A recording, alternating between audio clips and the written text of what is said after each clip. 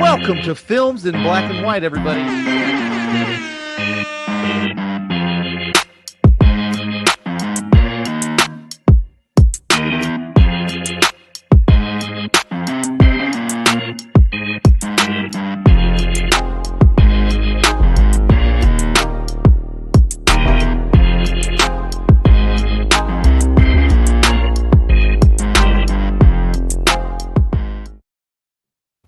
Welcome to Films in Black and White, everybody. All feeling. It is a great day to pod. We are happy to be with y'all and hope that wherever you are at, you're doing well and things for you. Pod day. And so that's just kind of where we're at. We are back with a news episode this week, so breaking down some things that are coming in and out of Hollywood as they develop. But in order to do this correctly, I need to invite my other co-hosts into this, and I'm going to kick it on down to Brian Roush. Brian Roush, how you feeling? I am feeling great to be here. I am super pumped to be here. It's just good. It's good energy right here. It's like the first full day of summer. I'm bursting with energy. I'm happy to be here. It is. Yeah, that's a great day. You know what? That solstice snuck up on me. Same. Yesterday, I was like, wait, what? Why? Same. It was just kind of nuts. So, Absolutely. Brian, you also discovered that you can get Baja Blast in the store. Oh, I am very excited to hear about that development. I can. I was in the grocery store and I posted it to some social media and I just said it's bliss in a bottle because Baja Blast is special to me because you could only get it at Taco Bell. That's very true. Also, side note, it is not healthy for you. It is not Not at all. something you would drink if you are per se watching your intake of calories because it has 126% of your added sugars for like the day. But it tastes good, Brian. Oh, it's amazing. Lime Mountain Dew. It's incredible. Yeah. But now I'm thinking back to all the times I went to Taco Bell specifically for Baja Blast and I got like the 32 ounce with 3 tacos. And it's like, this probably is like only 900 calories. No, I probably ate like my entire day's worth of calories at Taco Bell. Taco Bell is not the healthiest place ever. So look, you know what you're doing Baja when you go Blast. there. Oh yeah, you know you're a glutton for punishment going there. Yeah. Like, Yeah. But every also time. sometimes you're drunk, and the best way to quick cure that hangover, either in the morning after or even the night after, if it's an option for you. It's a Doritos Locos Taco. That's exactly it. That's what Doritos that- tacos are amazing. That's right. Woo, sponsor us, Taco Bell. Go ahead, Taco Bell. Yeah. I also, Brian, Pitch Black was always my beverage. Ooh. Okay. The licorice one, right? I thought it was always grape. Some people said that sounds better. That I sounds enjoyed right. the Pitch Black Mountain Dew. Well, Yes. don't they have another Baja Blast group now, right? It's like other flavors available. Oh, sure. Like Baja Blast, it's like an orange Baja Blast regular, and then there's like another one that they all Oh put my out. In stores. gosh, I had no idea. Mountain Yeah. Dew science, everybody. There you go. You're right, Doug. By the way, it's black grape.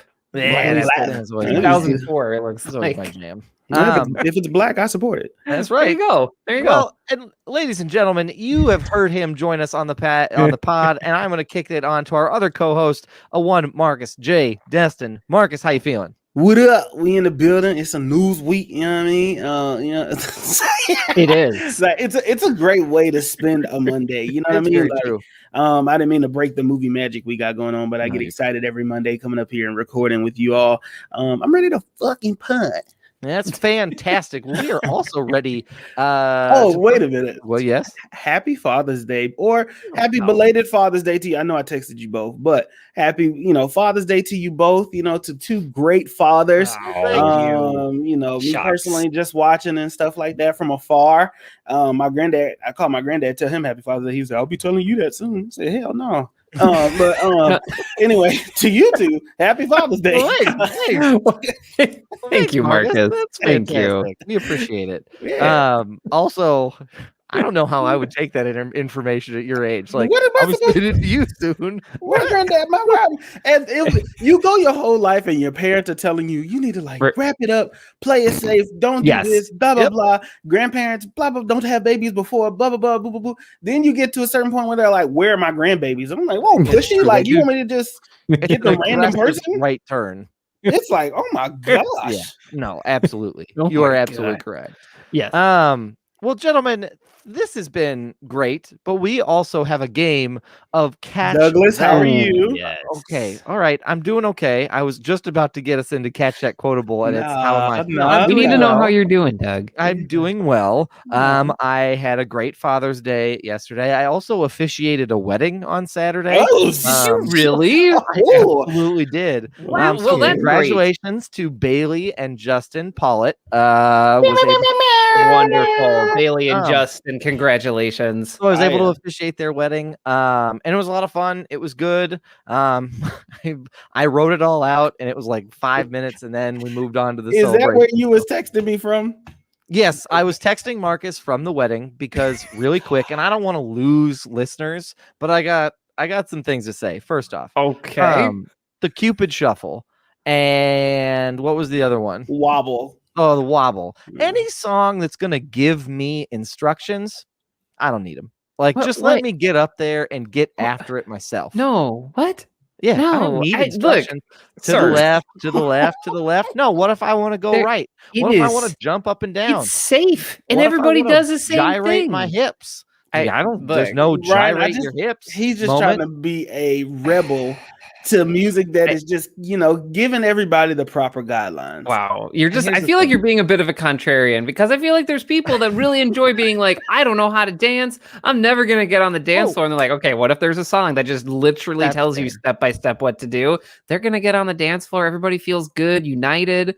But I mean, if you, Doug, really want to shake your tail feather, I don't want to get in your way. That's the thing. Here's the thing. I also don't know how to dance. I'm not very coordinated. And the majority of my dance moves are done in jest because I think they're funny and people think I'm serious, and I'm not. So Brian, you are probably right. I am being a little bit of a contrarian, but I also get that Cupid Shuffle out of here. Hey, that's all right. I understand. It also, look, it depends on the DJ too, because if the DJ's doing like 4 back-to-back, no, we can't. No, we're not programming the dance here. I think it went Cupid Shuffle and the Wobble were back-to-back, so I think he was giving instruction dances throughout the whole, through the whole thing, and Brian's doing it now. I started doing the Wobble. The Wobble. But yeah, so that's where we're at. But gentlemen, the more important thing that we have to get through instead of me taking instructional music down a peg, is to play a lovely game. It's to play a lovely game of Catch That Quotable. Was that what we're doing? Okay. This is the I thought we were dancing. Marcus and I were jamming. Where we get after our movie trivia our quotes from movies and things like that. In case anybody needs an update, this is where we're at with the scoreboard. So I am in last with 7 because last week it didn't change. Marcus is just ahead of me by 1 with 8, and Brian is currently sitting in the lead. Double-digit Roush sitting in the lead with 10. That's right. And so, Brian, because you are in the lead, we are going to defer to you to select someone to go first or to go first yourself, sir. You know what? I'm going to bet on myself. I'm gonna start us off here. And double down on it. I like that. Double down for double-digit Roush. That's I came prepared, folks. I didn't have to search for a quote during our intros. Nope. Like, we're ready. Ladies and gentlemen, a cold-blooded killer has entered the All right. Here we go. It's short and sweet. Pain heals. Chicks dig scars. Glory lasts forever. Oh my god. Oh my god. I know. One more time. Pain heals. Chicks dig scars. Glory lasts forever. Now, Brian, I need you to sing the Jeopardy theme song or hum it so we can keep a good time. Here's the Jeopardy theme song now. No, I'm kidding. I don't know what this is from. I feel like I want to say something like what was the movie with Mark Wahlberg where he was a boxer? That wasn't Southpaw, was it? No, it wasn't Southpaw, but like a movie like Southpaw or The Boxer or The Wrestler, like one of those like fighting movies. But those I also see it being like serious. Pain and Gain too, like something goofy, sillier. Yeah, that's what I'm thinking. Something sillier, something like Go Fast, Die Young, like that kind of energy. What comes to mind? The movie with Andy Samberg. Hot Rod. But I know that for a fact he does not say that in that movie. Yeah, might be a bridge too far for that quote. No, but Gentlemen, would you like a hint? Yes, we would please. love a hint, yes, Brian. Please. Give us a The hint. hint is the Washington Sentinels. Okay, so it's a football team. No, Washington Sentinels. Oh, I know this. Brian, is this The Replacements? Yeah, it is. Oh, You nailed it. Oh, great. Yeah. That was great. Yeah, Good job. Good, yeah. That's a good movie, this is Brian. this is from The Replacement starring Yeah. Keanu Reeves. Good. And this is who says the line, Shane Falco, played That's by right. Keanu Reeves. Shane Falco. Now that movie, I'm surprised they haven't tried to remake yet. Mhm. Because that was a classic movie. There was also a string of football movies because it was like Oh my gosh. Any Given Sunday? Titans, Yep. Any Given Sunday, Yeah. and The Replacements all kind of came out right around each other. So There's another one too. And You're right. you're absolutely right. yeah. Good quote. Good That was quote, great. Brian. That was great. Brian, you. who would you like to go next? Doug, why don't you take us away here? Okay. All right. Y'all ready? Yo. Right, I'm ready for this. Okay. May you get to heaven an hour before the devil knows you're dead. One more time. It's heavy. May you get to heaven an hour before the devil knows you're dead. First thing that came to mind was Constantine, but now I am in a Keanu Reeves mindset. I know. That's the problem. Same. Yep. I don't know. It also kind of feels westerny a little bit, but I don't think Doug would go western. Like I don't. I Oh, don't feel like yeah. that's Does his Doug wheelhouse. watch westerns? That's a good. I love a good western. I don't know. Like I don't know. It feels like Clint Eastwoody, but it's also a little too wordy for him. So I Sure. don't think it's that. That was one line. I literally only have because the other movie that came to mind was Devil's Advocate, and now I literally only have Keanu Reeves movies stuck in my head now. Yeah, God you damn it. gotta pigeonhole yourself at this point in time. When Keanu Reeves or Nicolas Cage enter the chat in this podcast, it derails us. Like Once they I don't show know up. what it is. It's once they these show two up, we're in actors, trouble. though. Yeah, Doug, Yeah. what's the hint? Yeah. The hint is The Mob. I'm gonna say The Godfather. Okay. That I have? Okay, That's incorrect. okay. Well, then, But I know. it's a good guess. Okay. Incorrect, but a good guess. All right. I'll take that. Is this The Irishman? Brian, this is not The Irishman. Ooh. Another good guess. Gentlemen, this is the 2002 movie Road to Perdition, starring Tom Hanks. I've never seen it. Paul Newman and Daniel Phenomenal. Craig. Basically the gist of this is that the Tom Hanks plays a mob enforcer. His son witnesses a murder, and so the two of them have to run away from the mob. Oh, It's on. I'm pretty sure it's on Netflix right now. I think I'm gonna you're watch right. that one. And Right. it's incredible. It's based It's on a real graphic good. novel, if that helps people. It It was also filmed in also is. Chicago. So And it it's also won so an good. Oscar Did it really? for best cinematography. I mean, I get it. I Yeah, remember the it's good. visuals. It's a great movie. Yeah, it's really good. So yeah, definitely worth watching. Maybe something to watch this weekend. Do it. Oh yeah. Do it. Yeah. All right, Marcus, take us home. Let's do All it. right. Finale. I am okay. I didn't know if we want to go serious or funny. So y'all tell me serious line or funny line. And I'll Oh go from there. boy. You dealer's choice, man. I could go either way. No, Brian, serious or funny? Let's go funny. I'm Okay, gonna take perfect. my chances. All right. Where are we? Corner of bumfuck and you got a purty mouth. My God. Once again, where are we? Corner of bumfuck and you got a purty mouth. Oh my God. Yeah. Oh my God. Okay. Having buyer's remorse right now. You asked for it and That's I true. delivered. That's very true. I think this is a movie where they end up in the South. So because it's clearly tried to be like a nod to Deliverance. So there's that. So I'm trying to like run through the line, like movies in my mind where they make it there. I like Joe Dirt, but not Joe Dirt. Yeah, Joe Dirt was PG-13, and they only get Right. like one F word. You- when you it's get- you PG-13. get the one. You get the Yeah. one. So, and they're not gonna waste it on that line. No. So, yeah. No. I don't know. All right, Marcus, what's our hint? Your hint is going to be paddle.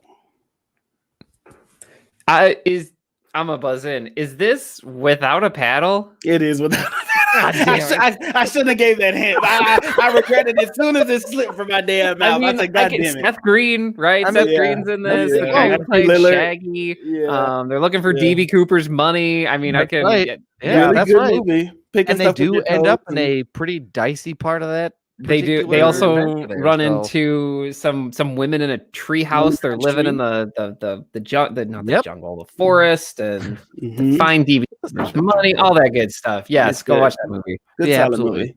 Yeah, absolutely. Good quote, Marcus. Good quote. I regretted the hint as soon as it came out of my mouth. I said that, God damn it, that's too easy.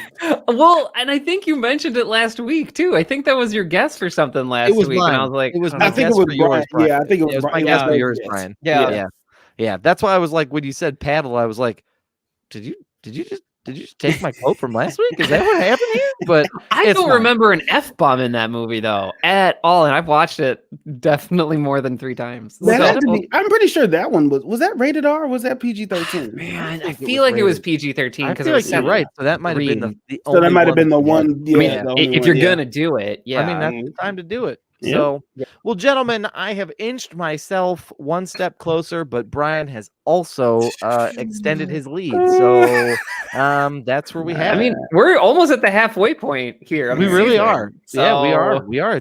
It would be a good chance to see, maybe Black History Year could come back and Marcus can go on a streak. No, why are you doing that? No. Yeah. Or maybe the 4th. Black Power. It's That's happening. Right. It's happening.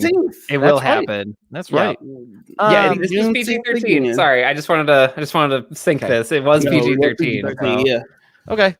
Well, gentlemen, that was a great round of Catch That Quotable, but we do have some news to get into. And I am going to kick it on over to Marcus J. Destin to give us his first piece of news. Marcus, do it. Gentlemen, I am foregoing news, and I have a presentation and a question to pose to you all. Okay, I got this from Marcus. Take us away. I can't wait. Oh, thank you. Yes. I got this. It was Father's Day, and I want to speak to 2 fathers. We don't have a lot of time, so I want to get right to it. Okay. I want 2 fathers' opinions. On other fathers. Okay. Now's the time to be completely judgmental here. So we're going to start with number 1. Who is the best dad? Now, if you're missing out on this, I got this from Culture Crave, and you can't see this audio, probably because your ears don't have eyes, unless you're from something. What is the movie where somebody's ears had eyes? But who is the best dad? There's a photo, and I'm going to read it across and give you all gentlemen some time to think. We have Marlon, then Jaren. Then Mandalorian, yeah, Mandalorian. Thank you. Ned Stark, Tony Stark, Uncle Phil, Don Vito Corleone, Rick Grimes, Han Solo, Mufasa, Brian Mills from Taken, Iroh from Avatar, Mac McGuff, Danny Tanner, Coach Taylor, and Phil Dunphy. Who, gentlemen, is the best dad? I wish I could see your faces with this thing, but that's not how it works here. Here is what I'm going to say, Marcus. So you can see me peek out. Doug is now like in the right side of his screen. Yes. What I can't do that the whole time. For me, it's kind of a tie. What? And here's what I'm going to say right now. So I might have to just eliminate it down because right off the jump, if you're going like the gun to your head, answer this question. It's a tie between Uncle Phil and Mac McGuff. Okay. I can tell you why. One, Uncle Phil took in like a kid that technically was not his own. And loved him and treated him even through all of his shenanigans like as if he was one of his own. He was so supportive. I still tear up at that Will Smith line when his dad runs out again. Why he don't want me, man? Why he don't want me, man? That still like gets my heartstrings like really tight. So and for him to be there throughout that is just so important. Mac McGuff, I think, again. What is he from again? He's from Juno. Okay. Got it. He's Juno's dad. Okay. Got it. Yep. So there's a part of me that's like, again, she gets herself into this situation and he's still supportive and he's still there and he's still offering like, like dads can respond to anything in that. And so that's kind of where I'm at on that end. Danny Tanner, I think, has some some skeletons in his basement. And I think Phil doesn't have those serious moments enough to really, be there, because this is a blend, right? Like it's both. Well, sure. And then I also cut out all dads who died. Like I just eliminated them, like right off the jump. That's brutal, dude. So Ned Stark has his head cut off. He's out. Mufasa, I get the sacrifice, but you gotta put yourself in a scenario to be there for the part of being a dad is being there for the long term. Simba doesn't even get to live unless he sacrifices himself. I think you're being really harsh. Choices to make. Wow. Mufasa, don't die. Sorry. Find a way to make B-tier father. If we made a tier list, sorry, you're B tier. Obviously, Doug is not serious about this. This is all just in the premise of this thing. I know. I just like giving him. No, this is for the audience. So yeah, Brian Mills from Taken is a little too aggressive for my blood. A little intense, just a little bit. He's that borders on like I love my child and I'm obsessed with my child. Like that's just a teeters. Can I also say, as a father, I am not a father, but as a father, I don't think I would be as dedicated as Brian Mills to hear only one line on the phone and be like, "I'm gonna find you off of that." No, I don't have the dedication. Just take my child. Well, and here's the other thing that I'll say about that is that, like, again, it's kind of in line with that being their comment, except for maybe a little bit more serious. You literally raged across Europe and took lives. And so you're going to, like, bring your daughter back just so you can go to prison? Like, I don't understand that Okay, at all. Doug, well, now I got to put you, I need you to think on it. Brian, I would like for you to then evaluate the board. So I think there's a lot going on here. I think we need to lock in Uncle Phil here. I think everything that Doug said, I ditto. I also feel like we need to talk about how Uncle Phil had a lot of shenanigans in his house, like a lot of shenanigans in that house. And he was still like, sure, you can still live here. Like he could have kicked like the Fresh Prince out at any point in time, but he kept him there. Loved him through it all, and I like the chosen family thing. I'm a big fan of that. But like as a dad, like if I'm coming down, it's like, oh no, looks like my brother's in another hijinks again. It's like, can you cut it out? Like we got dinner. Like go pick up the groceries. What's wrong with you? Like stop dancing. Like go get the groceries. Uncle Phil had patience the whole time, so that is a true like legend tier dad. I'm also just gonna give a shout out to Iroh here from Avatar, because that's fresh for you, Brian. Look, that's dad very true. Come in all shapes and sizes, even if they're not your biological dad. And Uncle Iroh, he taught a whole bunch of kiddos like a whole lot of stuff, and he wasn't like super intense about it. At points, I would say he is a hands-off parent. Is probably the best way I could say. But then also taught some people how to handle lightning. Yes. That's a lot. That's true. So I feel like, is there some hands-off parenting here? Yes, but I feel like that's good for us. It's good to let kids go do stuff, even if it's, starting fires or wars with the Earth Nation. But yeah, he also teaches you how to do lightning. So those are the two that those are the two I would focus on. That's fair. Gentlemen, make a decision. I need one father who is the best, because I have another category to get to. Oh, gee. Okay. Uncle Phil. I'm locking. Yeah, I'm going to have to go with Uncle Phil on that one too. Okay. Yeah, Uncle Phil's locked in 100%. And Brian, I have not watched any of the like Last Airbender stuff, so I cannot speak to Iroh at all. But based on your response, something I'm probably going to have to check out. I just started watching Avatar this year based on like frequent recommendations, and I can't recommend it enough, even though it is a children's show. And I think, and this is my hot take right now without finishing The Legend of Korra, but I think it connects with children like better than Star Wars. And Star Wars was like made for kids. And I feel like Avatar just has some amazing messages in there that they're adult themes, but it's a kids show, and just because they're adult themes doesn't mean that kids can't handle them, and that's what I really love about it. So if that helps you, a good take, Brian. Like watch it. That's what I would say. Also, bold take for you, sir. Like a very bold take for you. I love Star Wars and I love the themes, but Avatar is like, I see what you're doing, so here's what we would do, and you're kind of like, oh wow, okay, this is fresh. So there you go. All right, last one. Everybody ready? Yeah. Toes. Now, tell me, for those of you that cannot see, this title card says, "Who is the worst dad?" And from left to right, we have Red Foreman, Omni-Man, Walter White, Tony Soprano, Darth Vader, which I have a take on that, but that's fine. Reese Bobby, Palpatine, which is a weird take on that one too. Homer Simpson, Peter Griffin, Dr. Evil, Thanos, Frank Gallagher, George Bluth Sr., Jack Torrance, or Twin Lannister. Gentlemen, who is the worst dad on this past Father's Wow, Day? there are some top contenders here. Yeah, Brian, I went first with best, so you should go first. That's fair. That is fair. Well, okay. I mean, so I'm biased. So the two I'm between right now, of course, Darth Vader, awful father figure. Where to even start? Has kids, and then he finds out he has kids and he's like, hey, you should be evil like me. And like the kid looks at him and he's like, I would literally rather fall to my death than even connect with you.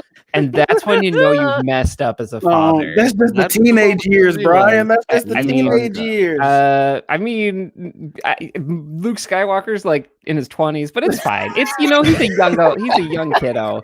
And so it's between that and Frank Gallagher for me from Shameless. That's where I'm at. I gotta meditate on it for a minute though. So Doug, where are you at? Man, I'm caught between two different ones, Brian. Okay.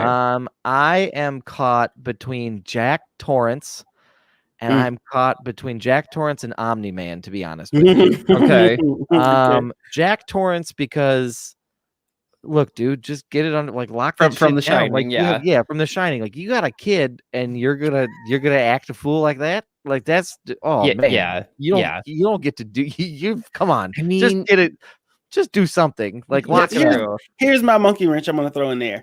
Oh, what about redemption? Darth Vader gets his at the end, and when the story is all said and done, there's redemption. Omni-Man, if you read ahead in that comic, now I don't want to spoil it for anybody, so I'm not. Yeah, I know nothing about. Okay, but I'm not going to say. But there is a storyline of some type of redemption in Omni-Man's thing. Thanos has a hot take where he did things literally for what he felt was the right thing to do, and all of us don't know what it means to be a father. Normally, he's my guy. Yes. So I'm just gonna put that out there. I don't mean to sway any opinions. I mean, but I just Walter White also, feel like he shouldn't be in this category. But no.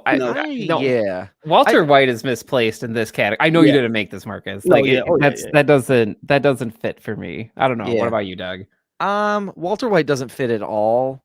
And there are some of these that I'm just not really super familiar with. So Frank Gallagher and Tony Soprano, not familiar with them, so can't really speak to their quality as dads.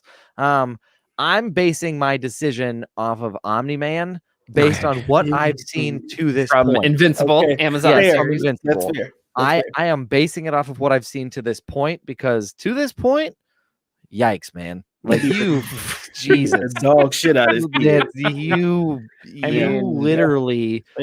That's like saying you don't get it. I'm gonna beat you to death until you get it, and it's Mark. Yeah, that one. By the way, those moments on TikTok where it's dad's turning and it's replaced with his face, I lose my shit every time. Yeah, I love that trend, and I'm trying to figure out how to use it. Me too. So that's where I'm at. That's why I'm kind of between those two. So final decision time. Consensus. Honestly, Doug, you've swayed me. I'm going with Jack Torrance from The Shining, because where Darth Vader's hey, join me, and you messed up so bad as a father, you literally jumped to your death.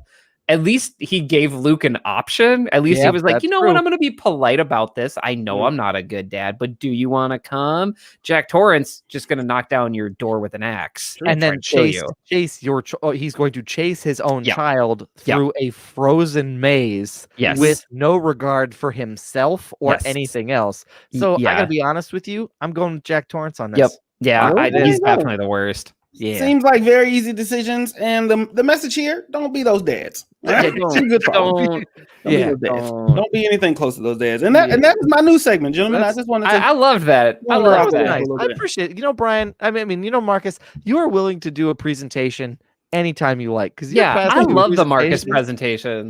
Thank you. Fireside chats with Marcus. Thank you. He's got good points. He's got good points. Thank you.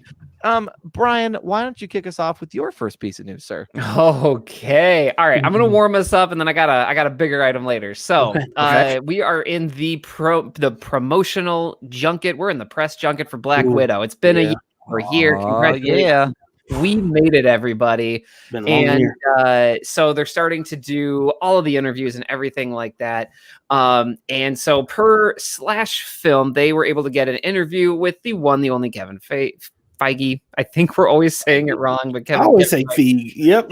Kevin Feige. I always started out wrong. I'm gonna get it right, Kevin. I'm sorry. You'll get on the podcast. I'll get it right. Kevin Feige.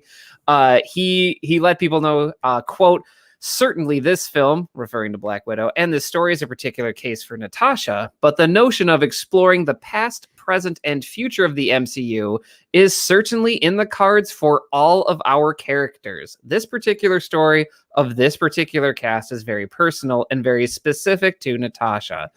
End quote. So essentially, the takeaway here is that they are absolutely open to exploring prequels for the entire roster of Marvel characters, which I feel like opens a lot of doors, or quantum realms, or TVA doors, if you will, if we're talking about Loki too. Opens up a lot of timelines if you are feeling mad or madness. And so yeah, basically MCU prequels, folks. How are we feeling about it? I say no. I'd say no. So here's my thing. If you give a mouse a cookie, he's gonna want a glass. See what I'm saying? See what I'm saying? So while Black Widow, I feel like this movie, this is Marcus J. Destin's opinion, you know what I mean?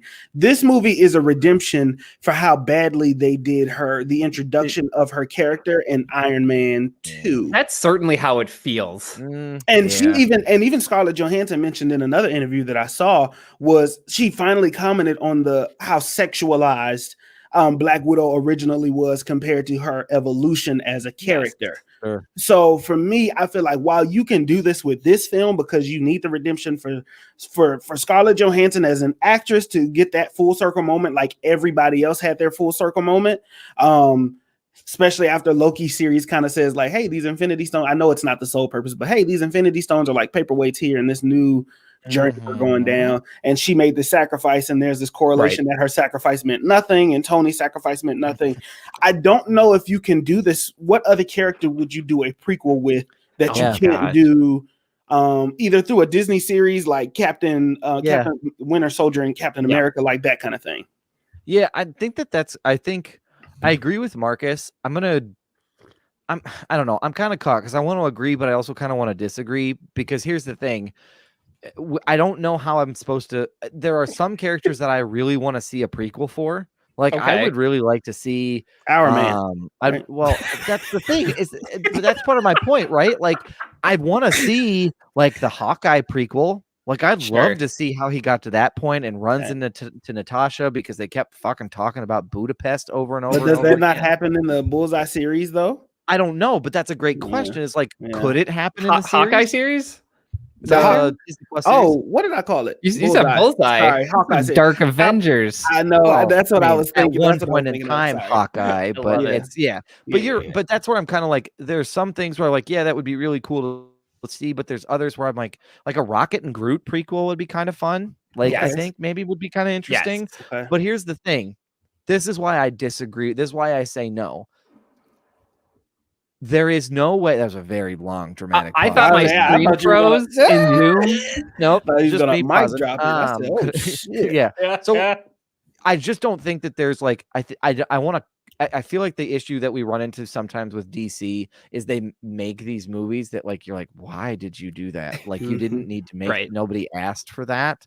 And I feel like Marvel has been so intentioned and so purposed in all the movies it's released, and when it's released them and everything ties together. So I don't want them to get into this now habit of just like, we just did it to give it a prequel, because I don't know what that's supposed to add to the purpose of the story. Does that make sense? It sounds weird. And I know that's, and Brian, I hope we can disagree, because that's just where I'm at.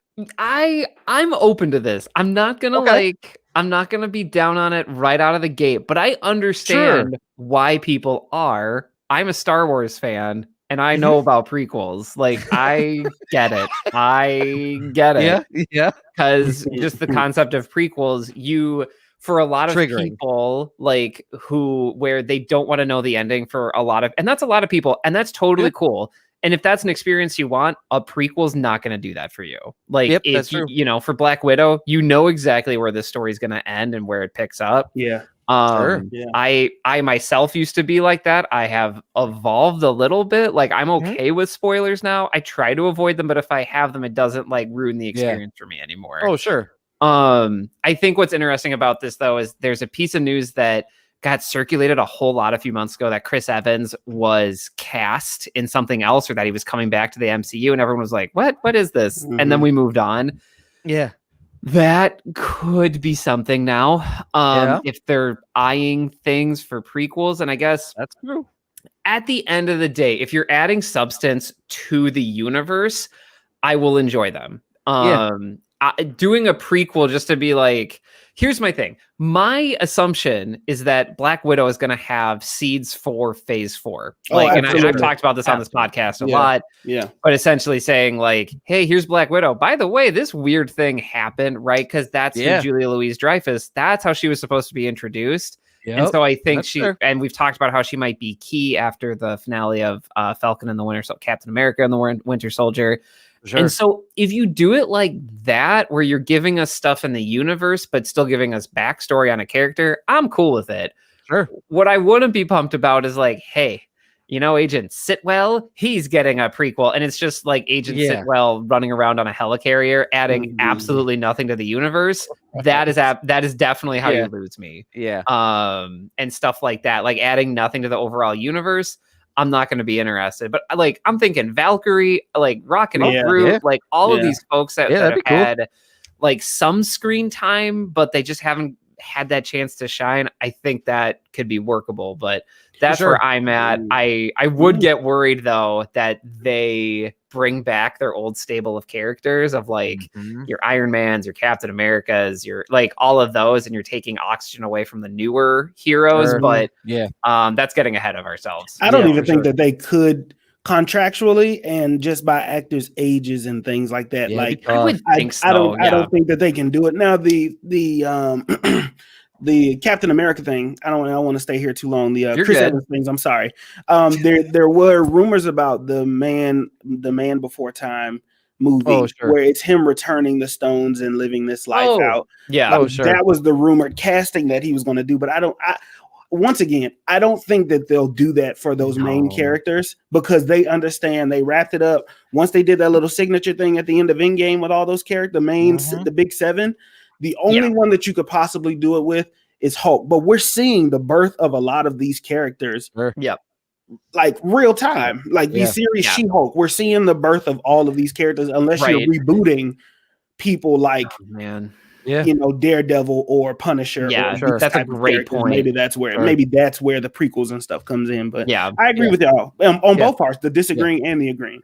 And Brian, I think you swayed me, to be honest with you, because I entirely agree with your point, because I don't necessarily mind spoilers either. Like the ending doesn't necessarily bother me.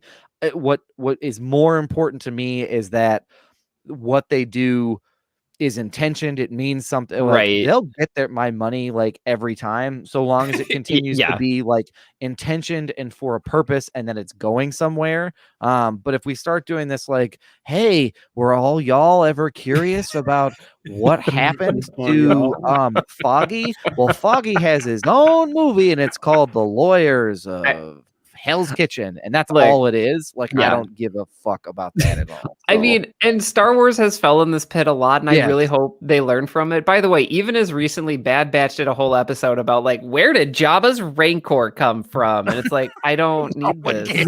We don't care because he survived. I don't need this. I don't care. Like, it was fun to watch as I fell asleep, but I don't need that.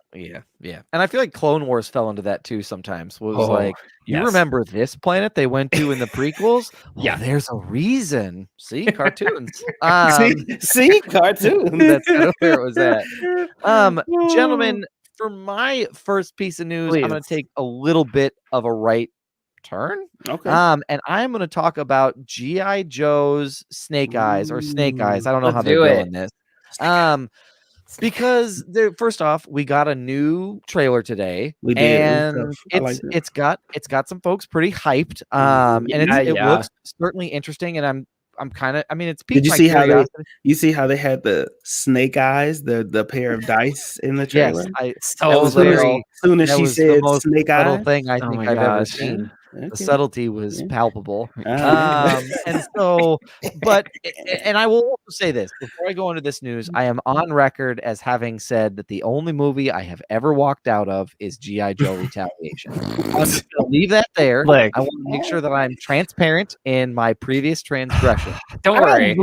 We don't, after the discussion Brian and I had today, and I did some further research where they really did kill off Channing Tatum, I don't blame you. Yeah, I don't know what the fuck. That was like the birth of The Rock taking over people's roles and shit. So I don't blame you. Seriously.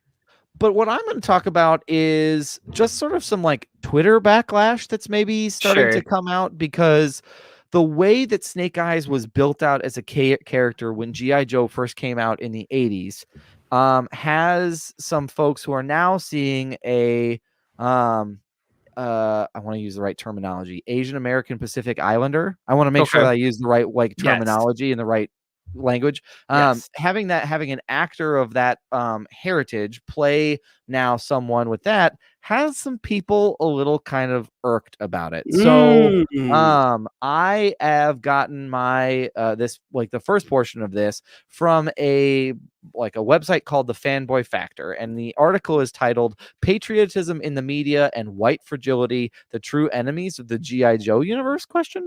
And in it, the author Chip Carroll goes on to kind of talk a little bit about how Snake Eyes became a character. So in the 80s, this whole idea of the white ninja or white martial artist was very popular. Probably one of the most popular movies that did this was The Octagon, starring Chuck Norris. And so what happened is G.I. Joe was designed, and it was basically a TV show that came out and said, look, there are soldiers who are American Indian and Asian and African American and Native Hawaiian and Hispanic who can all work together to fight for their country. But the one choice that it made was depicting Snake Eyes as sort of this heroic white ninja fantasy character. So kind of playing into that trope. And so what this article goes on to sort of posit and to kind of wrap it up is this idea that there are people who are now using phrases online, on Twitter, that are saying many G.I. Joe, and I'm going to quote, here's the quote from the article. Many G.I. Joe fans are not happy with the decision to cast a person of color to play Snake Eyes, and they are making their voice known all over social media using phrases such as, quote, "not my Snake Eyes," end quote. Another quote, "Snake Eyes is supposed to have blonde hair and blue eyes," end quote. And then again, according to there's another quote, "according to the comic book, Snake Eyes is supposed to be white." So there seems to be some odd and misadvised backlash on this that I don't fully understand. And so then fast forward this to now a article that's doing an interview from Screen Rant with Henry Golding, saying that although there are fans who are irritated that you're seeing under the mask, he's very very excited to see this. And so Screen Rant was able to sit down with Golding to talk about his role. And Henry Golding, who plays Snake Eyes in the film, goes on to say, quote, "I think it's the building of his background and the building of his true origin, and understanding that to know a man is to know his past and the footprints to make where he got." And then basically sort of goes on to say people complaining that we see his face. Well, he didn't come out of his mother's belly with a mask on and whatnot. Who's to say we don't go the rest of the entire movies like that? So again, hinting at maybe perchance a reboot of the G.I. Joe franchise. Gentlemen, that's a lot of just information to kind of throw at you. But I'm just curious of your thoughts on we sometimes talk, and we've had conversations on this podcast about specifically with the Ancient One and Doctor Strange and other moments like that, where we taking some liberties with characters and races and things like that. So I'm just kind of curious based on what I've kind of run down for you very quickly. And I encourage folks to check it out. Check for yourself. The Fanboy. Let me reference them one more time, and then we can get into our discussion. There's a Screen Rant article that's titled "Snake Eyes star defends showing GI Joe character's face under the mask" is the article title. And then fanboyfactor.com, patriotism in the media and white fragility, the true enemies of the GI Joe universe. And those are both posted within the last month or so. Gentlemen, I have droned on too long. Thoughts from the two of you on this particular topic? Marcus, where are you at? Do you want to kick us off, or do you need a minute? Because I'm happy to go if you want to collect yourself. Go ahead, Brian. Go ahead. No, I mean, please go. I don't have to go. I'll start us off here. Like, yeah, for sure. Honestly, I feel like this seems really weird to me, and I looking at when Doug sent this article, I half read it, and then I did more when we talked about it today for the trailer, because I did not know that Snake Eyes was supposed to be white in all of the GI Joe stuff. That is brand new information to me today. Mm-hmm. So I kind of had to like stop myself of like, wait, are you serious? And I'm like, well, it's the 1980s, so they probably felt they could do this. Yeah. Even though a ninja, like if you didn't know, and this is a place of learning and it's a safe space, like a ninja is like a specific Japanese thing. Like the history of it is in Japan. So I feel like if they were to take it at it today, trying to make this character, it's like kind of like, wait, what? And by the way, this weird white ninja thing, I just want to make a point, went on for like decades. Like Jean-Claude Van Damme with Bloodsport, there were ninja undertones there. Chris Farley did a movie called Beverly Hills Ninja. Oh, he absolutely did. I saw that one like 6 times. There's this weird thing with it that is very classically a Japanese thing. And so I just feel like there's a lot to unpack here. And I guess, I don't know, for me, I always have a hard time understanding this outrage because clearly the history of the character, they made him white because they they felt like they had to and sell toys. And neither of those are good reasons to make these decisions. So it's perplexing to me, and I'm still processing all of it, to be honest. Yep, I completely agree. Marcus? Okay, here's what I'm gonna say. First, in all seriousness, if it makes sense towards the plot of the movie and it makes sense towards the story of a character, right, then yes. The issue with people with characters like the Chosen One in Doctor Strange, it didn't make any sense or had any impact on that story of that character. They did it just to do it because the name was popular, and that's where the issue lies. Where you could have casted it, right? To its most what I want to say, you could have cast it as it was originally intended to be casted. You know what I'm saying? You know what I mean? Like, and it would have not had really any big effect on the story. So what I'm saying, I hear what you're saying. There's no need.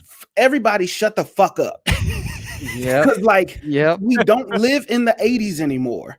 This story, if it makes sense you haven't even watched the movie, right? That's my biggest thing. Is like, I understand where if maybe you are just feeling like which is a weird statement to make to me, because being in the majority, and this is just Marcus, being in the majority and hearing somebody say we're losing our people, like our characters, for people who may have never had that or the representation from the beginning, this story to me made sense. Also, in the original G.I. Joe, the little boy that played Snake Eyes, who we assume grew up with the same genetics and all that, was not blonde hair and blue eyed. And you didn't say shit about that. So don't come to me about no fucking comic book reference and all that other bullshit. Just say you're upset because the character's not white. Yeah, and that's the other thing that's like really interesting on this. So you could search the hashtag not my snake eyes like on Twitter and read some of these particular like comments. And Brian, to your point, there are people who are posting like pictures of old like toy packaging with a picture of some nameless, faceless person going, "Not my snake." He doesn't have a web shooter that he shoots from a rocket propelled grenade attached to his backpack. Fuck that guy. Like, it's just. And it's just insane what they're choosing to get upset about with this particular one, for sure. But yeah, it's nuts. And my thing is, okay, don't watch it. Like, it at the end of the day, more than likely a sequel, a universe has already been greenlit.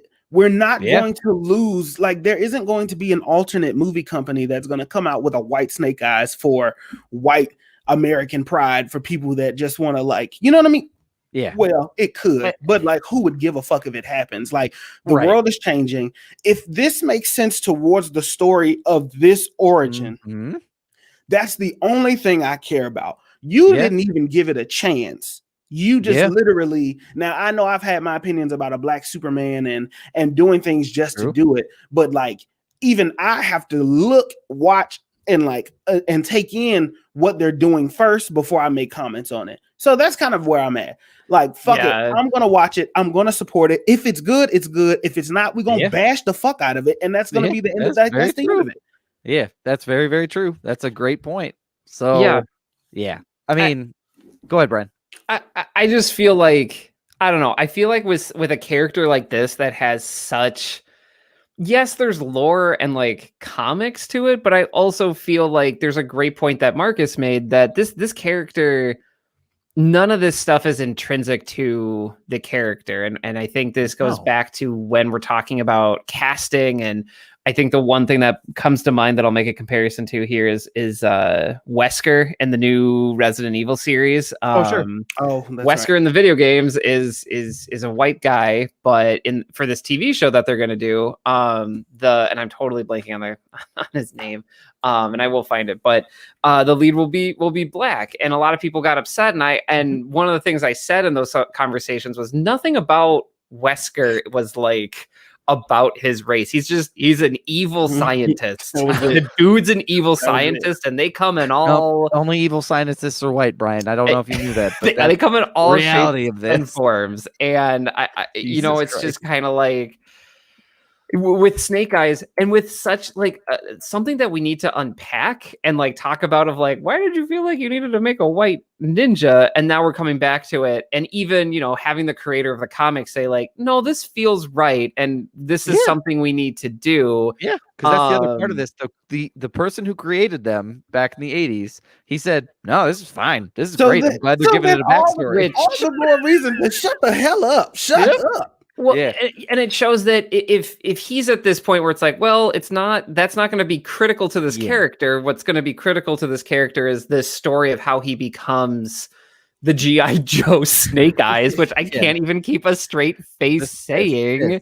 Becomes then this. I'll This trust he that. becomes. It's a man in a mask. That's all it is. It is a person in a mask. Yes, with a wolf, and that's it. Yes. And Lance Reddick, by the way, is who was cast for Wesker in Resident Evil. And so I think it's okay to acknowledge that, hey, there's some problematic things with this character's backstory, but say that it's not my Snake Eyes when there's clearly an effort being pushed here to hey, let's have it be more inclusive and also Henry Golding is incredibly charming and wonderful. I'm really excited to see him and see what this is like. At this point, it just kind of feels like people having this knee-jerk reaction because the character isn't white, and that's bad. Yeah. And the world we live in, the first take that people want to make. And here's what I'm going to say. I'm going to just use a throwback quote from one Marcus J. Destin. Sometimes shutting the fuck up can help you more than it can hurt you. So maybe you just need to shut the fuck up about it. It's really not that big of a deal. It's not that can big we of a deal. direct this energy? I don't know. Anything, pick something. I don't even care what it is. Even if I disagree with it, just pick anything else. Because how about people's jobs? How about y'all stop tweeting, get off the internet, and put that same energy into your everyday job and families? Shut the hell up. Because I'm gonna be honest with you, they've already spent money on this movie. What do you think is gonna happen? They're gonna scrap the whole thing. A bunch of white guys are mad. We better cancel this right now. So what that doesn't even make sense. And it's not even and when you talk, we just had a conversation about In the Heights representation. Yes, we did. This is a completely different conversation. Right. Like right. Well, and I also like it's blowing my mind too, because G.I. Joe is like it is like almost nationalist propaganda almost. Oh, it absolutely is. Like for Western nations. Like I mean, like, so it's just so weird that people would get upset about this. It's like, do you realize the world that G.I. Joe exists? It's like, oh yeah, the United States. It's like we're the West and we're here to help countries. Yep. And it's like, you didn't do anything, and they're like, our job here is done. And knowing is half the battle. Yeah, exactly. Like, so this whole thing is bizarre to me, and I'm still processing it. This is so weird. I want to show you one more picture to show you what people are upset about. This apparently it doesn't represent this. So who is that? Doug has a picture of like what appears to be a scuba soldier. That is an old version of Snake Eyes toy that came out shortly after the show. So that is why people are like, not my Snake Eyes. That's clearly a white man. A fucking jetpack. Like, okay, that's clearly a white man. You didn't know that? I mean, only a white man behind the mask. You're right. Only a white person would choose to hold a bright neon orange sword. What the fuck? Honey, look what I found at Costco. They were on sale. Orange cuts better. This is where I'm going to leave it, but that, y'all, is my first piece. Bizarre. Funny. Yeah. All right. Well, I guess I'll take it from here. I have my second piece of news. I'm going to share my Scudazine. Oh yeah. Alrighty, I'm going to share. Now hold on. Now what happened now? All right, I'll just put it back in the thing. Yeah, that's fine. Gentlemen, if you look on your screen, and for those that can't see, you need to subscribe to the Patreon. There have been quite a few announcements and a lot of reveals. You know, back in the day, you wouldn't be able to get pictures of somebody's suit until about kind of closer to the release date. Right when it's scheduled to come out, basically. Right, like maybe about 2 weeks before it was supposed to drop. But now times have changed, and Shazam, Fury of the Gods has had a lot of releases. They did a teaser about a month ago of Zach's new suit, or Shazam's new suit, and it looked really good. It's a darker tone, has a lot of textures. It looks a little bit more realistic and not as comic booky. Yeah. If that's a great way to describe it. So on the screen right now, we have a comparison from the 2019 film and the 2023 film of Shazam, the Fury of Gods. And what's on the screen is Shazam and his brothers and sisters, his adopted brothers and sisters, in their full superhero Shazam outfits, and all of them have gotten outfit upgrades. In addition, absolutely. I mean, and it looks really, really good. Yes, you know, the colorway looks better. It's less muscle in the muscle suit. Yes. So everything looks a little bit more realistic. So you kind of can get a tone of what they're going for here in the sequel, like maybe trying to age everybody up. So speaking of aging everybody up, if you look to my right, your left, maybe, I don't know directions that well. They have Mary Broomfield is all grown up in Shazam, okay? And I'm getting this from comicbook.com. In the sequel, Grace Fulton, who is the actress, will pull double duty now and play Mary and superhero Mary in Shazam Fury of the Gods. So she'll be taking over the costume hero role from Michelle Borth, who in the bottom photo was originally the Super Mary or superhero Mary version of Shazam. The actress is now old enough to play double duty, where they said like, oh, look, you can change her hair, and Grace now plays both parts, and said but her hair and makeup is slightly different when she's nobody versus when she's all superheroed up. So that's just a quick thing. Like, the actress that played the role grew up and is now able to play the role. And able to play both roles now instead of playing one or the other, like the other actors and actresses. So just something to peep out there. I love it. It looks good. I mean, it looks good. I hope the there have been, I saw this, I was on Twitter a little bit today, and I saw that people were like mad that dark green looked black, because there were a ton of people who were like, isn't black reserved for Black Adam only? And everybody's like, come on, man, adjust your computer settings. That's yeah, that's a hunter green. It's a hunter green. I mean, and I mean this in all honesty. If you look at that picture and you're like, that's black, like check your screen settings. Also, maybe go to an eye doctor. I'm being dead serious. Maybe you need to do a colorblind test. Like, and that's legit. I did it. I've done it for all of my eye exams. Like, also, are you tasting copper in your mouth? You might be having a heart attack. Like, there's several reasons why. Don't go outside and stare at the sun. It's bad for your eyes. No, but I do like this direction. What it seems to be the direction of this film, and also you can see that the darker tone and more grown-up tone, this is going to match the Black Adam movie more. Oh, for sure. Because you cannot have this bottom photo where it's more cartoony and funny, or like carelessly funny and like kiddish, right? You cannot match that with the intensity that The Rock is bringing for Black Adam, in my opinion. Right. And he seems to be going hard at it. And I think that these outfits are going to resemble what The Rock's Black Adam outfit is going to look like, or be fairly close. Yeah, for sure. And again, I will say this, Mr. Dwayne Johnson, if you would like to come on this podcast and talk about where you'd like to go with Black Adam, we would gladly have you. Just don't bring your big bag of weights with you.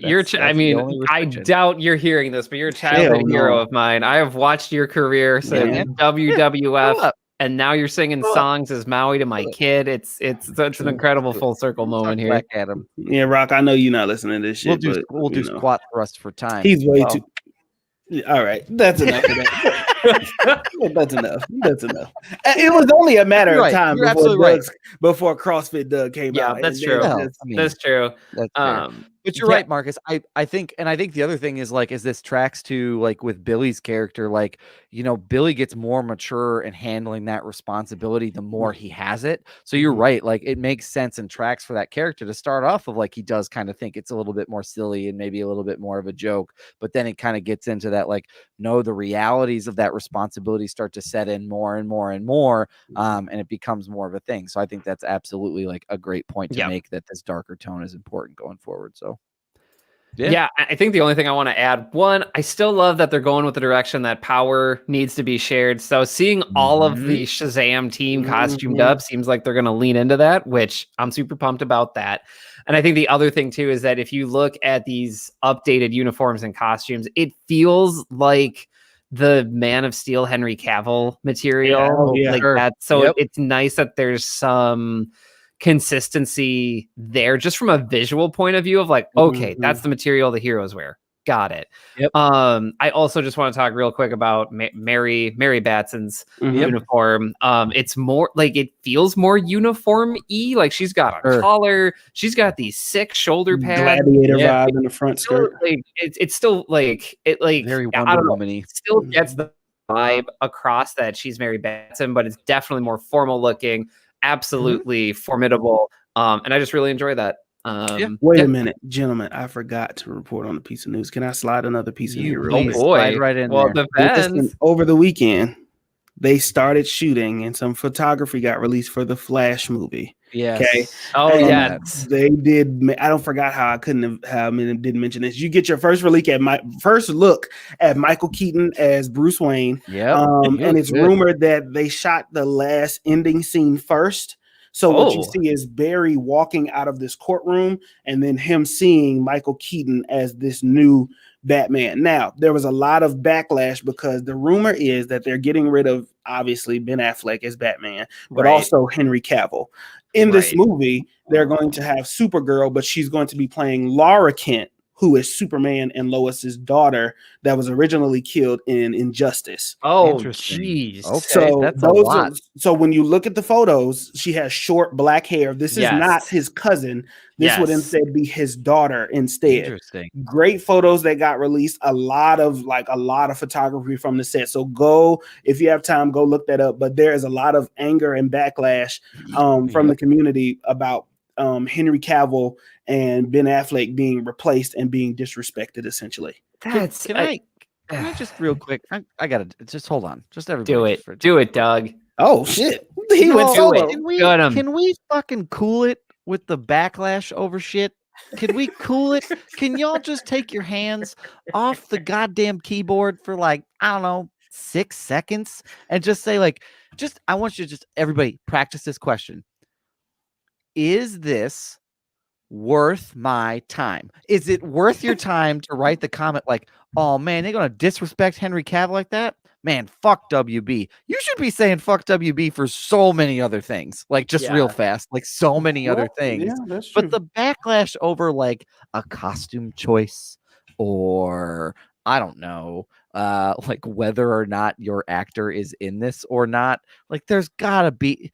Can we just somebody come and check on these folks, because I'm genuinely worried about it for a minute. That was take a knee with me for just a minute, because also, y'all, we gotta take you go. Come on. Well, and I also feel like this is going to be so out of place, but whatever. I think it's really important when we're talking about the creative process that, yeah, there are some things that we value and love as comic book nerds and movie nerds and just like fans of a lot of things here. And we've all talked about that, but that stuff has to be able to grow and expand and experiment. And it has to go in different ways, because you can't keep making the same movie over and over and over again. Like nobody wants that. And so you have to explore these new areas. And you have to have that patience. I see you, Marcus, and then you can go right after me. And I wish people would learn that this is an iterative process, that you're gonna keep innovating, you're gonna keep creating, and these things aren't always gonna look like the things in the comic books or original movies, and that's okay. Change is good, and it that's all. For sure. That was great. Yes, no, that Marcus. was good. In an all, partly serious, partly joking, because what Brian and Doug are saying is very valid. But for me, I feel like maybe not so much for Ben Affleck, but for Henry Cavill, one of the best iterations of Superman I think I've seen since Christopher Reeves. Now, Tyler, the last name always gets me. Tyler Chohan. Yeah. He's from Teen Wolf, but he's on the new Superman and Lois TV show. Oh, sure. Okay. Yep. Oh, Cohen? Chef's kid. Is it Cohen? It looks Cohen to me. Okay. Sure. We'll go with Tyler Cohen. Okay. Tyler Cohen is amazing in his own direction of Superman. So I want to give him that credit, because that show is doing fantastic. God, it's amazing. But I believe somebody promised us bonus content about that show. We did, and I will give it after the season's over. I'll give you a full season, but yeah, you're right. And I hope you're watching Fast and Furious. So for me, Henry Cavill was just underappreciated. So I understand the frustration in WB's bullshit back and forth. We got one Man of Steel movie, Batman versus Superman, and then this new Justice League cut, right? Yeah. And that was creepy. So the new Justice League cut, and I just feel like he was just underappreciated, and I understand the frustration there in not getting that full moment with him under the sun and seeing him be Superman in full, or at least again for his own solo movie. So I understand the frustration there, but also things do have to change. These characters can't be these characters forever. So I just wanted to slide that news in there real quick. Go check out the Flash thing. It's a lot of good stuff. I think they're headed in a good direction. We've already been talking about how this is going to reboot probably the universe. So and we'll go from there. For sure. Completely agree. Brian, piece of news? Yes. So we're going to take another left turn here. And that's like turned into our vernacular, by the way, of like, it's going to be a little serious. Well, they're on the highway journey of this episode of Films in Black and White, and there's some twists and turns. You got to be ready. I hope we're not making left turns and right turns on the highway. That's terrible. Anthony Mackie said some things a few days ago. And basically he did an interview with fucking up Variety, and the title of this piece is called Anthony Mackie on his promotion to Captain America and Sam and Bucky's bromance on Falcon and the Winter Soldier. And basically, this is just Anthony Mackie having a friendly conversation with Variety. There's some good stuff in here. Some got picked up that a lot of people focused on in a lot of different realms was this quote. and it's a little bit of a longer quote, but stick with me, everybody. And it said,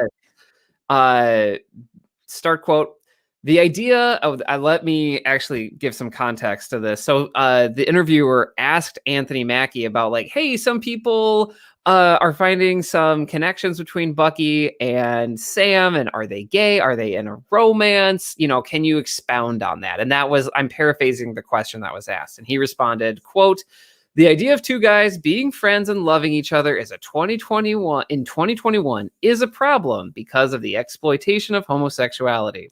Used to be guys can be friends. We can hang out and it was cool. You would always meet your friends at the bar, you know? You can't do that anymore because something as pure and beautiful as homosexuality has been exploited by people who are trying to rationalize themselves. End quote. And he goes on, I'm going to stop the direct quote there because he goes on for like another 3 sentences talking about like, hey, it's important to see men be sensitive. It's also important to see them, you know, it's okay to see them as superheroes. And it's okay to have a spirit of friendship with someone that you care about and love. And so this quote was a little problematic in some of, I shouldn't say some, it was problematic, especially, as we're talking about like Pride Month. We're here in Pride Month and acknowledging and celebrating a lot of those, folks that identify that way. And I think most people took issue with the fact that he was saying that, people are trying to rationalize themselves by exploiting something, and that's not exactly what's going here when people say, oh, are Sam and Bucky in a relationship? So, gentlemen, that was the piece of news I wanted to bring. Can I be honest? Go ahead. Yes, please do. Safe space, right? That's what we want. That's what we want. When I originally read this, I had to read his quote 3 times. That's fair. Same. By the way, same. Because I didn't understand it. And when I finished reading it, I felt like I understood what he was saying. Okay. Mm-hmm. And that's fair. I related, not related, but like I got what he was trying to say. In addition, on TikTok, on my page or whatever, there was a whole lot of people saying he's not canceled. We understand what he was trying to say. And these were people that were self-alleging themselves to the LGBTQ plus community. Right. So I felt like I understood what he was trying to say.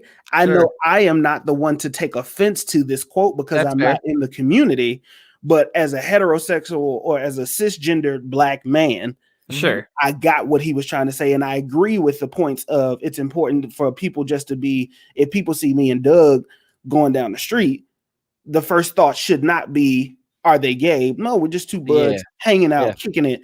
And being, vulnerable around each other. I've cried in Doug's office multiple times. Like, that's just our relationship. So for me, I understood it. Now, somebody tell me where I'm wrong so that I can learn. That's what I need. Here's I'm gonna let Brian. I just want to say one thing. My issue with this comment is that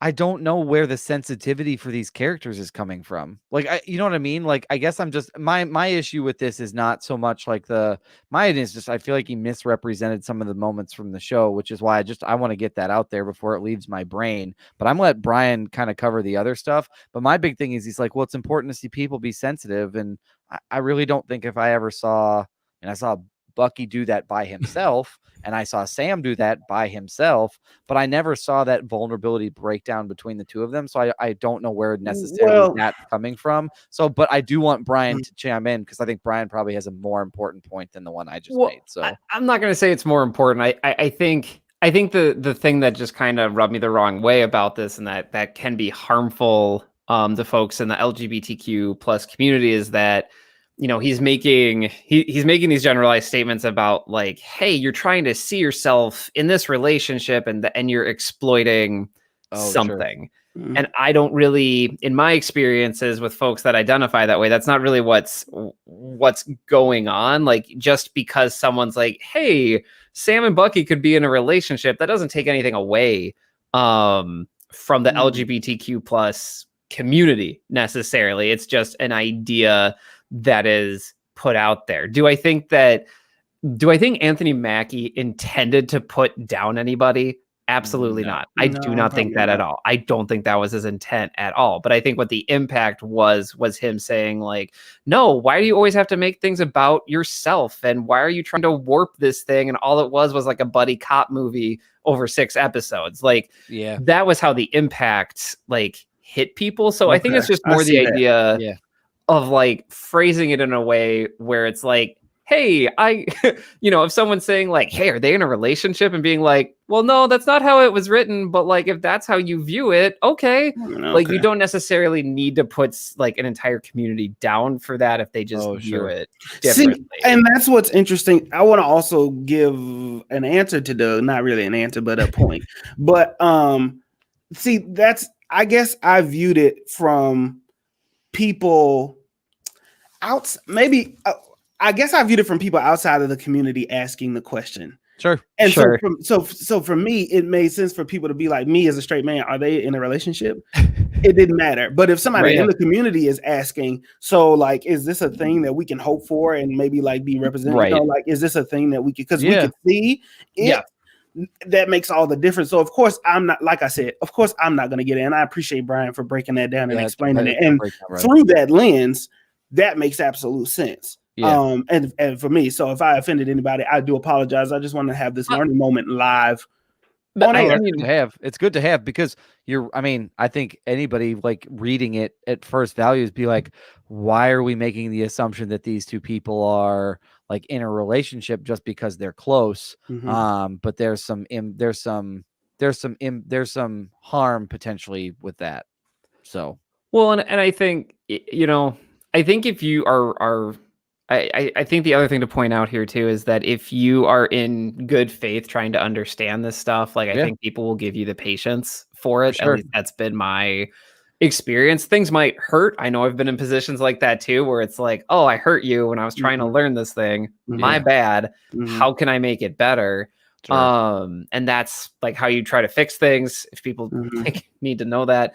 And so I think while, again, I go back to intent and impact. Like, I don't think Anthony Mackie like set out to like destroy like some people's days. I just became Captain America, but let me take everybody down a peg. Right. Like, but there are people that are like, wow, I could see myself if like this is, if they have this type of relationship, I could see myself there. And that would be really great. And I mean, that's like where a ton of fan fiction comes from, everything in between. And so to have someone like look at it, acknowledge it and be like, no, like, and by the way, XYZ.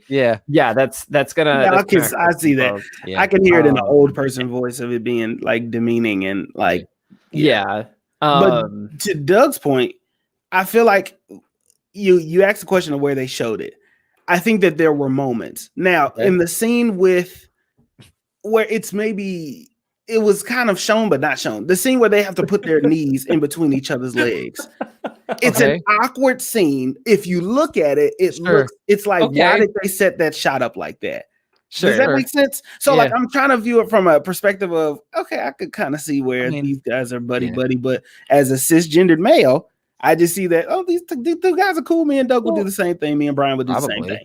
And I think that's the beauty of art is that everybody can look at it and come away with something different. And I think all of that is valid. And if someone's like, I don't know, this is how I interpret it. It's like, okay, cool. I can't tell you you're wrong. Then exactly. that's fine. Well, I think that goes to, it boosts that same conversation we had about the Snake Eyes stuff. Like, you have to see some relative interpretation of how this stuff gets out. And even the Shazam and Superman stuff too. Like all of this stuff has to go, everybody gets to interpret this art through their own lens and get to do with it what they want to, and that's the beauty of it. There is no necessarily right or wrong answer for how any of this type of stuff is created, and probably over time, if you look behind me, I have all those like old Batman covers. Like those are from like the, the 70s and 80s. Like if we had that same Batman now, nobody would read it. Nobody would watch it. But at one point somebody said, what if we went really dark with it? Like and that's how it became the thing that we love now. So it's important that those conversations happen because that's how you put them through enough lenses, and it's like filtering vodka. The more you filter it, the better it is. Oh, okay. What the hell? Okay, yeah, I had to take a minute for the vodka part, but yeah, absolutely. The king of analogies strikes again. Yep, that's exactly how it is. But in any case, that was my news, and beautiful. I just want to take a minute to say thank you to Marcus, just really fast. To again, there it is, Snake Eyes with an orange sword. Just say thank you to Marcus for like being willing to be like vulnerable in that because it's messy and it's hard. So I mean, I think for sure to do that. So and I hope the other people do that with us. No, so, yeah. So, gentlemen, my last piece of news is relatively quick. And it is reporting. I got this information from Collider.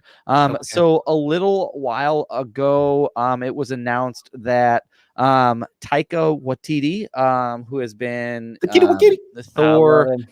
Thor, and then just he's rumored to be he's involved in a Star Wars project. He's also in a throuple. Yes, he's also that in Marvel is displeased with. Apparently, that he is Marvel also displeased with. He's also in a throuple, so there you go. And he has some other things coming out. But one of the things that he is working on is he's working on a TV show that is centered around being. Wait. Go ahead.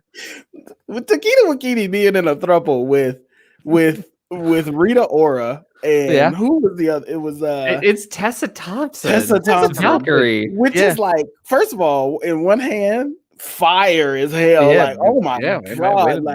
But also you pulled it off. Problematic because you're like directing a Marvel movie, and with one of them. With one of them, and like, is you one of your main leads, and during the breaks, you are just thruppling it up inside of your like. That's crazy. That's crazy. It kind of blows my mind. I'm not really sure how that. Not to mention like all the other stuff he's got working on. So, you're busy, man. Big like that might be what I call biting off more than you can chew. So that's a lot. Good for them. Good for them. As long as everybody's happy and respected, and given consensual respect. Yes, absolutely. Here's what I've mind your damn business, Disney.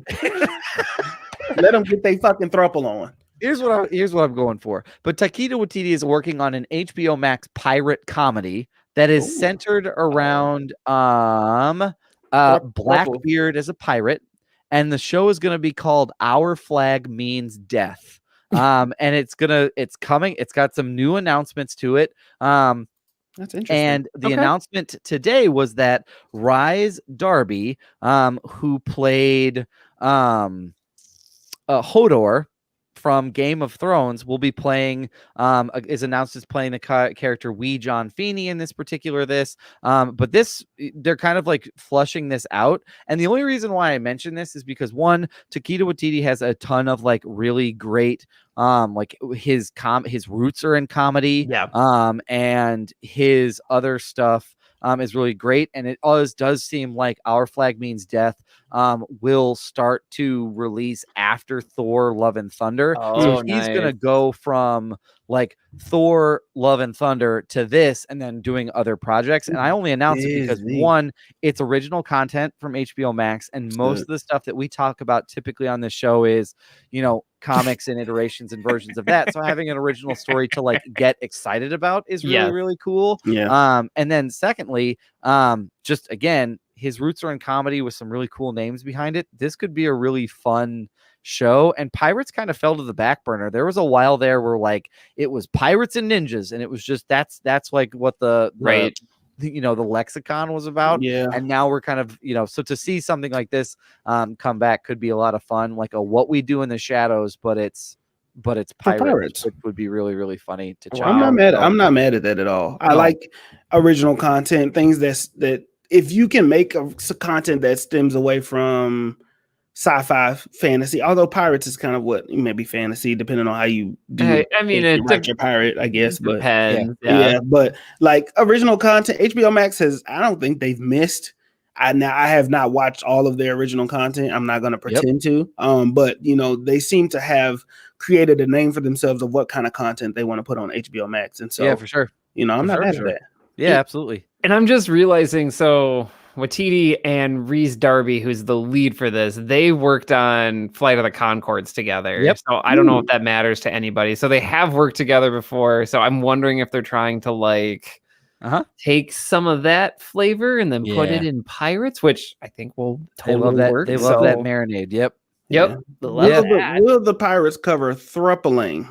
I mean, I think based, I mean, art imitates life and life imitates art. So, I mean, we can hope that there's a thruple in maybe. there. Maybe. They're pirates. They do anything they want. Write their own fucking rules, man. They want to quadruple it. They can quadruple it if they want to. Oh, that's so sexy. Yeah. It really gets everybody excited. So, God damn it. Okay. I tried to maintain that for as long as I could, but I just How was the podcast tonight, Brian? Oh, it was great, honey. We talked about thruples. Good night. Yep, good night. Yep, don't exactly you get any ideas either. Yep, that's right. Gentlemen, do you all have any other news that you all want to get into this day? No, not at this time. All right, fantastic. I mean, but thruppling though, really? No, leave it. We no more thrupling. No, are there any thruples out there that want to come on the episode? Y'all want to talk about thrupling? Like, holler at me. Welcome to Thruples in Black and White. Everybody. There we go. There we go. I mean, coincidentally, this is a thruple. Yeah, that's exactly what it is. Yeah, it's true. What it You're is. not wrong. We're only interested in hearing from interracial thruples. That's and how this podcast works. We don't kink shame. We do not.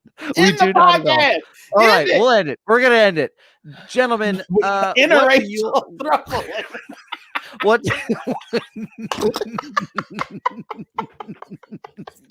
Okay, we've gotten to the part of the podcast where we have things that we need to plug. I'm going to give Brian a chance to recover because he's losing his shit. This is 2 weeks in a row. I'm fine. I'm here. I'm here and I'm ready to close Here's what I have to plug this week. This podcast, if you want to see Brian lose his shit, sign up for the Patreon because it's absolutely worth it. It's amazing. It's just we love doing it week in, week out. There's big summer movies next week. We're gonna have a guest as we cover 9, which will be really, really fun. And yeah, just check it out and share us with your friends. And again, sign up for that Patreon. So that's what I have. Marcus, what do you have to plug this week? Thrupling. Listen, we got to make this a regular thing, okay? Thrupling has to become an interracial. Thrupling has to be a thing. No, y'all already know what the deal is. You got to follow the mantra and ask me what the mantra is, and I'm gonna tell you every time. It's never offended, always humble. You know what I mean? Follow the mantra __ the mantra on Instagram. Also follow us on whatever else we do, but there's new music on the way. We just had a great team meeting the other day. New merch is on the way. Got some stuff that's going to be really, really dope. Trying out some new things, and we are just expanding. You know what I mean? Like, you follow us to stay connected. Hit me up if you want to talk more about the mantra and all that other stuff like that. But above anything else, be respectful. And also, when people show you their true, put me in the solo. Put me in the solo. You got it. Message of the week. Hold on. Okay, that's Doug. Where you are. Message. What's happening? Here's the message of the week. Okay, the message of the week is when people show you their true colors, or people show you their ass, be thankful, not regretful, because they could have shown it to you later on down the road when you were a lot more invested, and it would have hurt a lot more. But when people show you who they truly are, don't give them excuses and don't blame yourself. Take it for what it is and learn from it. Super important, okay? There's enough blaming you. There's times where you need to self-evaluate, but there are also times when it's not your fault. When people show their ass, be thankful that they showed you, that they took the time to show you their ass. Absolutely. That's great advice. That's great advice, Marcus. I was digging the Maya Angelou vibes. I did. Thank you. Thank you. Big compliment. Big compliment. Absolutely. That's all I got. Yeah, absolutely. All right, Brian, what do you got? Well, I'm now recovered from our thruple discussion. So yeah, we're talking about the lovenerds.com. It was Father's Day, and Maggie said, "What do you want to do?" And I said, "Nothing." And then she said, "Okay, but for real." And I said, "I'd love just a ton of chicken wings." And you know what? She made a ton of chicken wings, and she made them with a recipe you can find on the lovenerds.com. It was a honey sriracha dressing. It was amazing. I still have some. I've eaten them. Like, I have enough for 3 meals. She spoils me. So yeah, check that out. There's also other sauces you can use, but I just really like the honey sriracha one. So there you go. TheLoveNerds.com. TheLoveNerds.com. Gentlemen, this has been a wonderful episode, but before we close it out, we have to give everybody our 3 keys to success. Brian, what is the first key? The first key is read a book. And today I'm just here to talk to you about, you know what? Just get an audiobook. Like if you don't want to move your eyes because you're too tired, just listen to it. That's fine. That's reading. Just read a book however you intake it. There you go. Download an audiobook, read a book. There you go. Awesome. Thank you, Brian. Marcus, what do you have, sir? Give us the second key. I want to put a pause on there for a second. Okay. I have something I would like to put on screen. Okay. Oh, okay. Gonna be Snake Eyes again? No, it's not. Snake Eyes. No, it's not this time. It's not gonna be Snake Eyes. Give me 1 second. Brian is absolutely right. You do need to read a book, and the second one is you need to drink some water. Okay, you need to drink some water. But while you drink some water, there's something that you should have while you drink the water, and it's these fire ass wings. Listen. I went to Brian's Facebook page and I had to go find these fucking wings. He was talking the whole time, and I saw these when he posted these fucking wings. This is called introducing a concept in your conclusion, Marcus. My mouth was watering. These wings was like for people listening, he has a picture I took of like the whole plate of wings. So we gotta have y'all up and we'll make these wings. It'll be delicious. My gosh, those wings blessed my soul on Facebook. Anyway, water. You got to drink it. You know what I mean? You got to drink it. It's getting hot outside. The first day of summer happens, summer solstice, all that good stuff. Stay hydrated. You know what I mean? You don't want your sweat to smell like the shit that you've been eating, especially if you ain't eating the right stuff. You're going to stink. So that's step number 2, drink some water. Awesome. Step number 3 is, look, thruples wash their ass because they have to. It's people involved in the process now. It's not just you and maybe your spouse or your significant other. It's your other significant others, plural. And if you're going to think you're going to get away with thrupling without washing your ass, you are kidding yourself, mister. And so you need to keep that shit. I can't. You can't. You gotta. It was the mister. The mister did it. You have got to get that under control. So just get up in it with a washcloth and some soap, and just make sure you wash your ass. Because at the end of the day, if you want to enter into the thrupling world, you gotta be prepared. And gotta be prepared. You gotta have fresh ass. Yeah, that's absolutely accurate. Read a book, learn what thruples are. Yeah, drink water for your partners. Okay, that's important. And wash your ass for your thruple. Yeah, I assume this is how you spell it, just in case anybody's curious. Anyway, ladies and gentlemen, that has been this. You know, there's a thrupling section of TikTok. I don't need to know, and I'm trying to close this shit out. Like that's my bad. I am clearly a distraction. I just can't stop thinking about these goddamn ladies. Ladies and gentlemen, that has been this week's episode of Films in Black and White. We will be back next week with a guest and to cover F9. Other than that, we will see y'all next week. I just listen.